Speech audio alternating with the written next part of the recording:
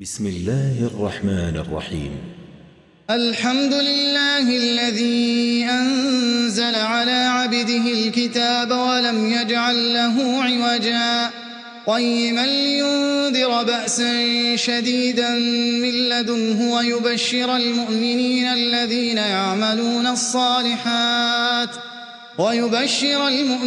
الذين يعملون الصالحات أن لهم أجرا حسنا ماكثين فيه أبدا وينذر الذين قالوا اتخذ الله ولدا ما لهم به من علم ولا لآبائهم كبرت كلمة تخرج من أفواههم إن يقولون إلا كذبا فلعلك باخع نفسك على آثارهم إن لم يؤمنوا بهذا الحديث أسفا إنا جعلنا ما على الأرض زينة لها لنبلوهم أيهم أحسن عملا وإنا لجاعلون ما عليها صعيدا جرزا أم حسبت أن أصحاب الكهف والرقيم كانوا من آياتنا عجبا إذ أوى الفتية إلى الكهف فقالوا ربنا آتنا من لدنك رحمة وهيئ لنا من أمرنا رشدا فضربنا على آذانهم في الكهف سنين عددا ثم بعثناهم لنعلم أي الحزبين أحصى لما لبثوا أمدا نحن نقص عليك نبأهم بالحق إنهم فتية آمنوا بربهم وزدناهم هدى وربطنا على قلوبهم إذ قاموا فقالوا ربنا رب السماوات والأرض لن ندعو من دونه إلها لقد قلنا إذا شططا هؤلاء قومنا اتخذوا من دونه آلهة لولا يأتون عليهم بسلطان بين فمن أظلم ممن افترى على الله كذبا وإذ اعتزلتموهم وما يعبدون إلا الله فأووا إلى الكهف ينشر لكم ربكم من رحمته ويهيئ لكم من أمركم مرفقا وترى الشمس إذا طلعت تزاور عن كهفهم ذات اليمين وإذا غربت تقرضهم ذات الشمال وهم في فجوة منه ذلك من آيات الله من يهد الله فهو المهتد ومن يضلل فلن تجد له وليا مرشدا وتحسبهم أيقاظا وهم رقود ونقلبهم ذات اليمين وذات الشمال وكلبهم باسط ذراعيه بالوصيد لو اطلعت عليهم لوليت منهم فرارا ولملئت منهم رعبا وكذلك بعثناهم ليتساءلوا بينهم قال قائل منهم كم لبثتم قالوا لبثنا يوما أو بعض يوم قالوا ربكم أعلم بما لبثتم فابعثوا أحدكم بورقكم هذه إلى المدينة فلينظر أيها أزكى طعاما فليأتكم برزق منه وليتلطف ولا يشعرن بكم أحدا إنهم إن يظهروا عليكم يرجموكم أو يعيدوكم في ملتهم ولن تفلحوا إذن أبدا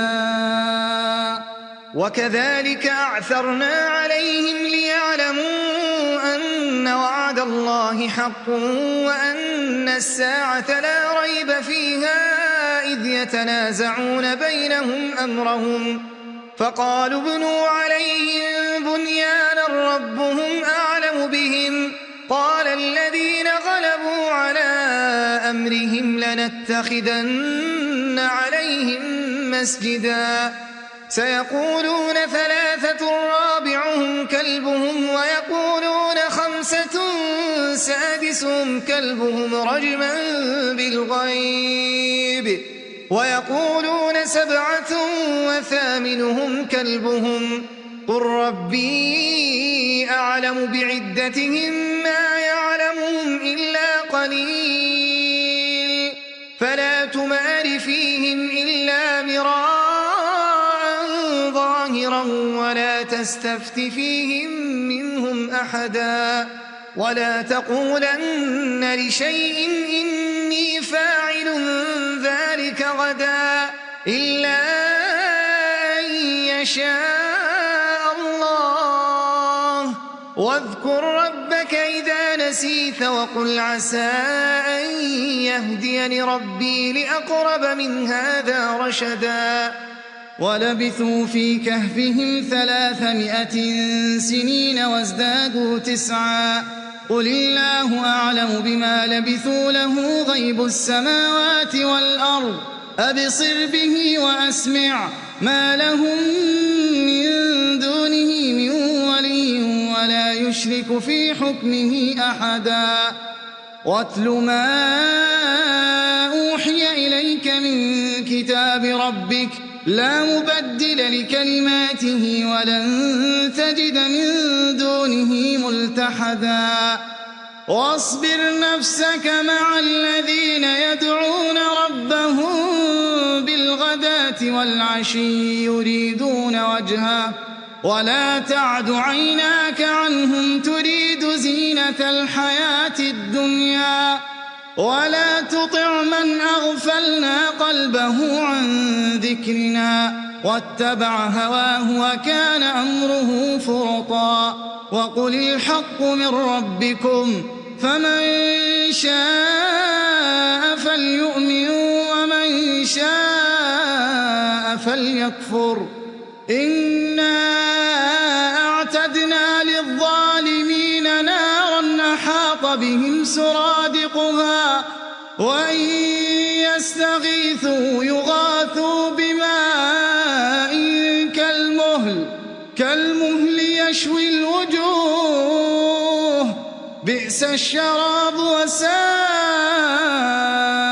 مرتفقا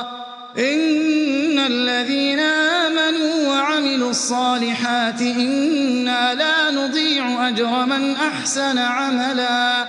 أولئك لهم جنات عدن تجري من تحتهم الأنهار يحلون فيها من أساور من ذهب ويلبسون ثيابا خضرا من سندس واستبرق متكئين فيها على الأرائك نعم الثواب وحسنت مرتفقا واضرب لهم مثل الرجلين جعلنا لأحدهما جنتين من أعناب وحففناهما بنخل وجعلنا بينهما زرعا كلتا الجنتين آتت أكلها ولم تظلم منه شيئا وفجرنا خلالهما نهرا وكان له ثمن فقال لصاحبه وهو يحاوره أنا أكثر منك مالا وأعز نفرا ودخل جنته وهو ظالم لنفسه قال ما أظن أن تبيد هذه أبدا وما أظن الساعة قائمة ولئن رددت إلى ربي لأجدن خيرا منها منقلبا قال له صاحبه وهو يحاوره أكفرت بالذي خلقك أكفرت بالذي خلقك من تراب ثم من نطفة ثم سواك رجلا لكن هو الله ربي ولا أشرك بربي أحدا ولولا إذ دخلت جنتك قلت ما شاء الله لا قوة إلا بالله إن ترني أنا أقل منك مالا وولدا فعسى ربي أن يؤتيني خيرا من جنتك ويرسل عليها حسبانا من السماء فتصبح صعيدا زلقا أو يصبح ماؤها غورا فلن تستطيع له طلبا وأحيط بثمره فأصبح يقلب كفيه على ما أنفق فيها وهي خاوية على عروشها ويقول يا ليتني لم أشرك بربي أحدا ولم تكن له فئة ينصرونه من دون الله وما كان منتصرا هنالك الولاية لله الحق هو خير ثوابا وخير عقبا واضرب لهم مثل الحياة الدنيا كماء أنزلناه من السماء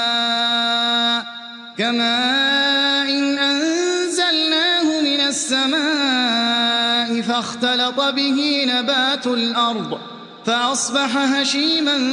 تذروه الرياح وكان الله على كل شيء مقتدرا المال والبنون زينة الحياة الدنيا والباقيات الصالحات خير عند ربك ثوابا وخير أملا ويوم نسير الجبال وترى الأرض بارزة وحشرناهم فلم نغادر منهم أحدا وعرضوا على ربك صفا لقد جئتمونا كما خلقناكم أول مرة بل زعمتم أن لن نجعل لكم موعدا ووضع الكتاب فترى المجرمين مشفقين مما فيه ويقولون يا ويلتنا ما لهذا الكتاب لا يغادر صغيرة ولا كبيرة إلا أحصاها ووجدوا ما عملوا حاضرا ولا يظلم ربك أحدا وإذ قلنا للملائكة اسجدوا لآدم فسجدوا إلا إبليس كان من الجن ففسق عن أمر ربه أفتتخذونه وذريته أولياء من دوني وهم لكم عدو بئس للظالمين بدلا ما أشهدتهم خلق السماوات والأرض ولا خلق أنفسهم وما كنت متخذ المضلين عضدا ويوم يقول نادوا شركائي الذين زعمتم فدعوهم فلم يستجيبوا لهم وجعلنا بينهم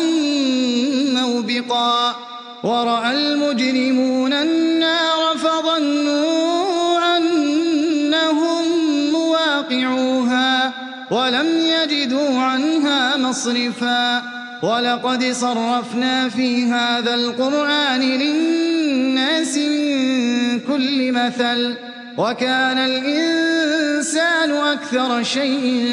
جدلا وما منع الناس أن يؤمنوا إذ جاءهم الهدى ويستغفروا ربهم إلا أن تأتيهم سُنَّةُ الْأَوَّلِينَ أَوْ يَأْتِيَهُمُ الْعَذَابُ قُبُلًا وَمَا نُرْسِلُ الْمُرْسَلِينَ إِلَّا مُبَشِّرِينَ وَمُنذِرِينَ وَيُجَادِلُ الَّذِينَ كَفَرُوا بِالْبَاطِلِ لِيُدْحِضُوا بِهِ الْحَقَّ وَاتَّخَذُوا آيَاتِي وَمَا أُنذِرُوا هُزُوًا وَمَنْ أَظْلَمُ مِمَّن ذُكِّرَ بِآيَاتِ رَبِّهِ فَأَعْرَضَ عنها ونسي ما قدمت يداه إنا جعلنا على قلوبهم أكنة أن يفقهوه وفي آذانهم وقرا وإن تدعهم إلى الهدى فلن يهتدوا إذن أبدا وربك الغفور ذو الرحمة لو يؤاخذهم بما كسبوا لعجل لهم العذاب بل لهم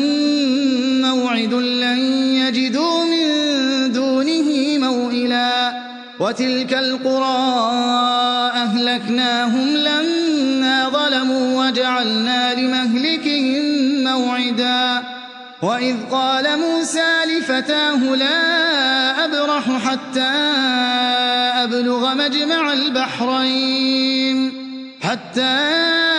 أبلغ مجمع البحرين أو أمضي حقبا فلما بلغا مجمع بينهما نسيا حوتهما فاتخذ سبيله في البحر سربا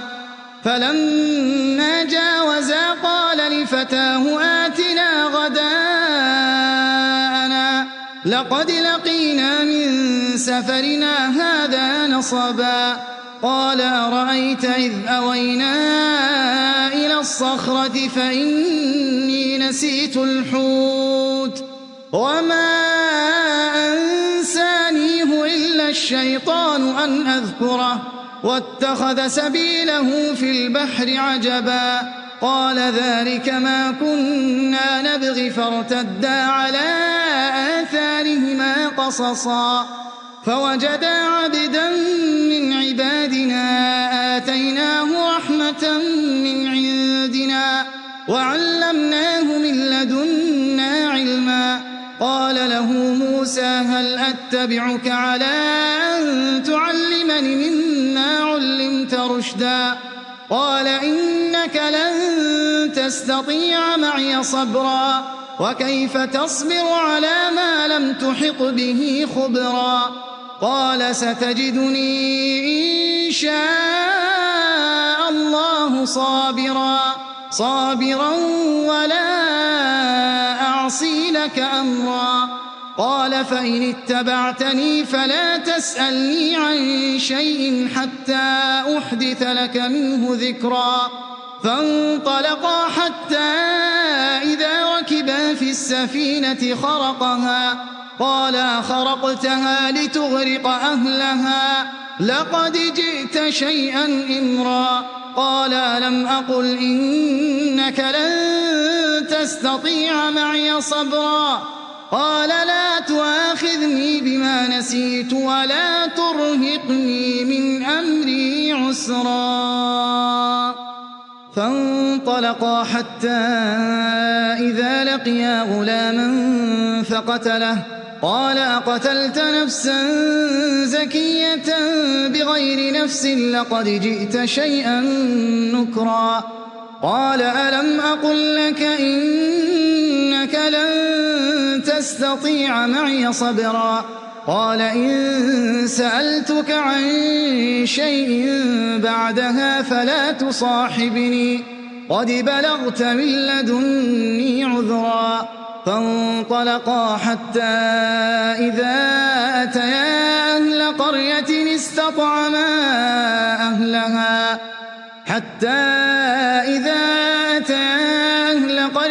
استطعما أهلها فأبوا أن يضيفوهما فوجدا فيها جدارا يريد أن ينقض فأقامه قال لو شئت لاتخذت عليه أجرا قال هذا فراق بيني وبينك سأنبئك بتأويل ما لم تستطع عليه صبرا أما السفينة فكانت لمساكين يعملون في البحر فأردت أن أعيبها وكان وراءهم ملك يأخذ كل سفينة غصبا وأما الغلام فكان أبواه مؤمنين فخشينا أن يرهقهما طغيانا وكفرا فأردنا أن يبدلهما ربهما خيرا منه زكاة وأقرب رحما وأما الجدار فكان لغلامين يتيمين في المدينة وكان تحته كنز لهما وكان أبوهما صالحا فأراد ربك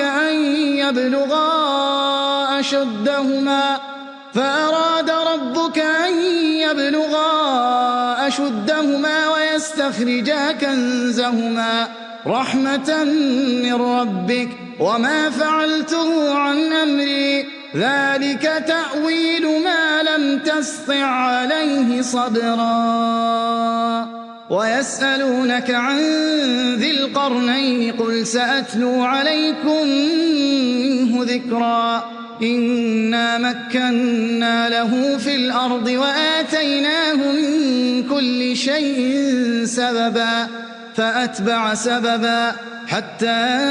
إذا بلغ مغرب الشمس وجدها تغرب في عين حمئة ووجد عندها قوما قلنا يا ذا القرنين إما أن تعذب وإما أن تتخذ فيهم حسنا قال أما من ظلم فسوف نعذبه ثم يرد إلى ربه فيعذبه عذابا نكرا وأما من آمن وعمل صالحا فله جزاء الحسنى وسنقول له من أمرنا يسرا ثم أتبع سببا حتى إذا بلغ مطلع الشمس وجدها تطلع على قوم لم نجعل لهم من دونها سترا كذلك وقد أحطنا بما لديه خبرا ثم أتبع سببا حتى إذا بلغ بين السدين وجد من دونهما قوما لا يكادون يفقهون قولا قالوا يا ذا القرنين إن يأجوج ومأجوج مفسدون في الأرض فهل نجعل لك خرجا على أن تجعل بيننا وبينهم سدا قال ما مكني فيه ربي خير فأعينوني بقوة أجعل بينكم وبينهم ردما آتوني زبر الحديد حتى إذا ساوى بين الصدفين قال انفخوا حتى إذا جعله نارا قال آتوني أفرغ عليه قطرا فما استطاعوا أن يظهروه وما استطاعوا له نقبا قال هذا رحمة من ربي فإذا جاء وعد ربي جعله دكا وكان وعد ربي حقا وتركنا بعضهم يومئذ يموج في بعض ونفخ في الصور فجمعناهم جمعا وعرضنا جهنم يومئذ للكافرين عرضا الذين كانت أعينهم في غطاء عن ذكري وكانوا لا يستطيعون سمعا أفحسب الذين كفروا أن يتخذوا عبادي من دوني أولياء